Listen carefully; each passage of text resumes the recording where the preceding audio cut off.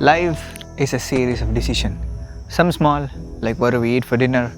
Some big, who to marry, where to work, and what do I do with the life? One wrong decision can cost you years of suffering. But the good news is, making a right decision is simpler than you think, only if you understand one basic truth. The problem is, when it's time to make decisions, your mind says something, your heart says another. Well, your stomach will be telling something totally different. And most people end up like Private Pira. One day, Private Pira went to his village sage and asked, Swami, I'm in love with two girls. One is more rich, but looks like my grandfather. Another is very poor, but looks like an angel. The priest said, Okay, my child, marry the one who looks like an angel. So Peter asked, Then what do I do about the money? Then priest replied, Then marry a rich girl. Then again Peter replies, Then what do I do for love? So priest got really frustrated and he said, You're not looking for marriage, you're looking for business. Go open a shop. Like this, if you do not know how to make decisions, you will end up entirely in different situations. So before you making any decisions in life, whether it's goals, dreams or any aspirations you have, it is must that you spend little time on it and see what does it really matter.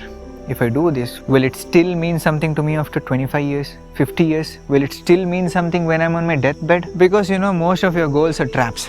You just see this to yourself as people who are elder to you, when they were 16, 17, the decisions that they made, they're so fortunate that those things didn't come true. If you really want to make decisions and fix your goals in life, it is best that you take a break from every influences you have. Family influences, social influences and other influences. Withdraw yourself from everything and go to a place where only you and yourself. That's why in India we have set up ashrams. Go, sit, meditate, bring yourself to a certain level of clarity and joy. Then see it. If I do this, will it still mean a lot to me? See, when you are very happy and joyful, only then you should make decisions. Or else if you make decisions in a hurry-burry, for that moment that decisions looks more wise and good. But tomorrow morning, come on, why the hell did I make this decision? You will end up this way. So do it only when you're peaceful, when you're not influenced by anything. Go, sit, bring certain clarity and then see what is that you really want in your life. What is it? Something which is of a higher value for you.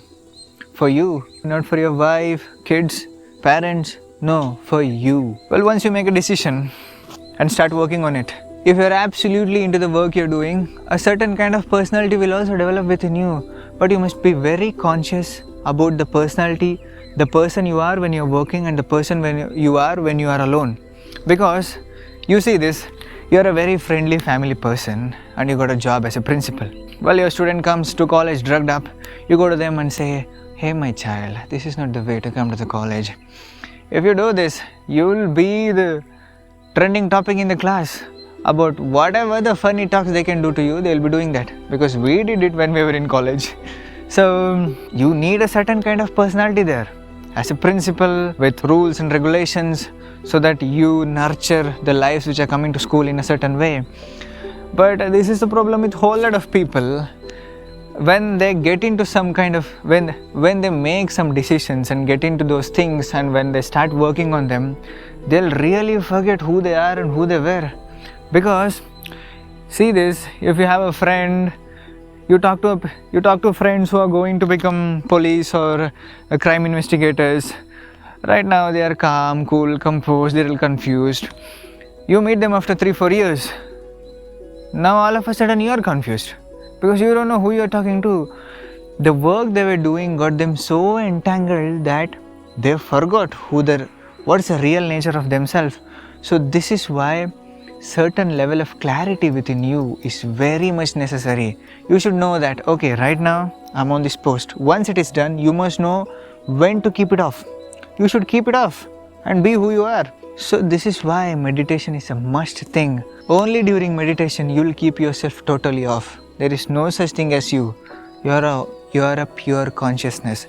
Once you are conscious that you are also a consciousness, then you will do things consciously.